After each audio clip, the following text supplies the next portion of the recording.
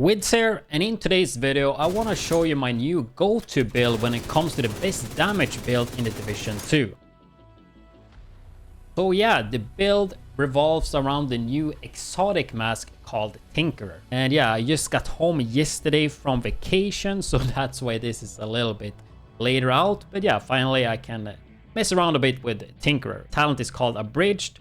And if your primary and secondary weapons are not exotic or named, so only high-end weapons, and they need to be the same type. So the secondary weapon talent will be applied to the primary weapon. So you will only have 2 talents on the primary weapon and not on the second gun like it worked in Div 1. And in case you're wondering how to get it, you do get it from the climax mission that is currently available. You can do it on any difficulty. On Master though, it is guaranteed drop. On hard, challenging, and heroic, it's not guaranteed, but it have a chance. So I highly do recommend to do it on Master difficulty. So with this build, I am using 2 ARs. We can't use Lexington. It did work in the PTS, hence why I made a video talking about that. But yeah, no named, even if they don't have a perfect talent. It gotta be a normal high-end, no exotics, just so you don't mess up with that and think you can use a named or exotic. That is not the case. In terms of ARs, I love the FAMAS, and it is one of the best ARs right now in the game as well. The downside with it though is you spend quite a lot of time reloading. 217 right here, which is not too bad, but you have really fast rate of fire. But if we take a look at the actual guns, right, so I have Killer and also Streamline. These are the best talents for damage, which is the purpose of this build. You could, however, swap around and use something else than Streamline if that doesn't fit your playstyle. If you don't like the reloading, I would recommend Fast Hands, but most of you guys probably don't want to put reload speed there. So another good option, if you play long range, Ranger can actually be pretty decent. Wouldn't be my top pick though, but that definitely works if you sit super far back. Other than that, you do have Measured, which is pretty good, and you also have Flatline. But then you need to use Technician Specialization, which is not ideal, but that gives you pretty good damage. And you use the Tech Laser to pulse targets. And then you also have Optimist, which is an okay option. But personally, I just think for AR, I think just Killer and Streamline is the way. So in terms of AR, you only need to have 1 good, because the second one you won't really use that much. Of course, like maxing it out and stuff is worth it.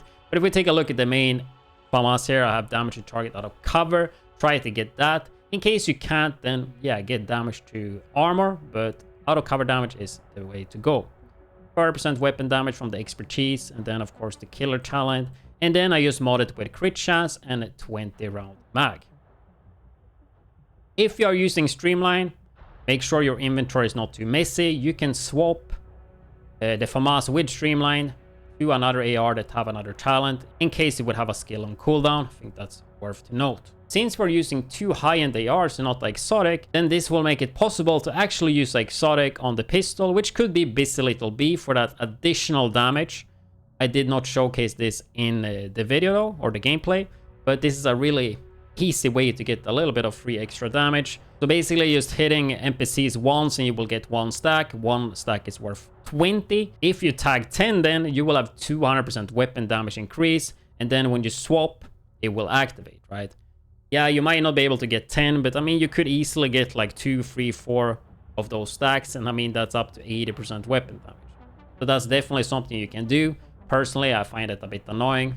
You could use a Orbit with Perfect Finisher for the crit chance or crit damage. But for this build though, I think it will have Busy Little B equipped, just in case you get a chance. Moving on to the actual gear set we will be using. We are gonna use Striker. I mean, it is a best damage build, so I don't think there's any surprises here. 2-piece giving weapon handling, which is stability, accuracy, swap speed, and reload speed. 3-piece, 15% rate of fire, and 4-piece weapon hits will give you weapon damage, and this stacks to 100. If you use the chest piece, it will go up to 200. We are not using the chest piece, but we are using the backpack, which does increase the amount of damage you get per stack. So it will be 90% damage at 100 stacks, which is pretty damn good. In terms of stats priority, since this one is damage focused, we have 6 red. But keep in mind the current patch, blues are extremely good, so you could run this with 5 or 6 blues. In terms of stats priority, we are going critical hit chance and critical hit damage. We want to reach the crit chance cap at 60% and put the rest in critical hit damage. Try to have like a 1-to-2 ratio, meaning if you have 50% critical hit chance, then try to get around 100 critical hit damage. For the chest piece, we are using Seska for that 8% critical hit chance. For the talent, we are using Obliterate. Nothing too crazy here. Just gives you weapon damage on crit. Since the build is crit focused, super easy to get that. If we take a look at the actual build, it will be looking like this. So 4-piece striker, 1 Seska, Tinkerer, 2 FAMAS, and busy little B. If we take a look at the actual skills, yes, I have skills even though I'm using Streamline. So pay attention now. I'm using Revive High, right? So if you get knocked, you will get revived. Super long cooldown, but this one should not trigger at all. This is just for safety, right? Then secondly, I'm using the Crusader Shield just to give you some extra effective HP. And these two skills are insanely good when it comes to Streamline, and they are, in my opinion, the best skills to use with it. And here's where a lot of people get confused, because if you read on Streamline, it says increase weapon damage by 42% when no skills are on cooldown. And if you use a skill, then it doesn't work. So why would you use skill widths? You're stupid. But as you can see, look at the shield. You take it away, 1 second cooldown, bam, and it's back again, right? Which means if you know you're gonna soak a lot of damage, you can just use the shield. You lose the Streamline damage, of course, but you tank a lot of damage that are coming. And then you just take it away, wait a second, and bam, Streamline is back. Revive Hive should not get procced. If it gets procced, then yeah, you're not gonna get any Streamline. If that happens, you will swap the Streamline AR for something like Fast Hands or Ranger or Optimist or Measured or whatever you want to play, right? So yeah, Shield is amazing with Streamline because of that. Short cooldown, you just pull it out whenever you don't want to take damage. You could even use the big shield. So that is the reasoning behind those skills. You can always just quickly swap out the Streamline AR. So make sure that you have your main talent, which in this case is Killer, on the primary gun, right? So you can easily swap out the Streamline. In terms of specialization, nothing new here really. Gunner is the way to go in my opinion for PvE. It's just the best, hands down. More rate of fire on kill. We have 10% armor on kill. We have faster reload, every third reload, right? Good armor kit. And then of course make sure you get AR damage in the pool. You can use whatever you want, but I would definitely recommend Gunner. And lastly, we're gonna go through the modifiers. Since we're playing 6 red, you wanna have the security link, right? If you're mainly playing blues, then you play the assault link. Passive modifiers, I usually too lazy to swap these. I wish they would swap with the loadout save. But definitely get loaded up for the critical hit chance and critical hit damage at the tier 5 firearms. Then the other two, it's kind of just up to you. I mean, if we use the best kind of defense, we will still get a little bit of headshot damage. Not that much though. So I probably would swap that one. It's just mainly really bad when it comes to playing 6 reds in this season for modifier ones. But you definitely want to swap out the extra padding if you are playing 6 red, because we don't have a blue, right? So I'll probably put the safety first here instead and play something like this. But yeah, modifiers are not that good with reds. That's why I've been playing a lot of blue builds this season.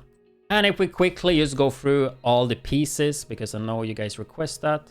So yeah, that's the main AR. I have the FAMAS here. Let's see, I haven't even rolled this one except the talent. It's a little B.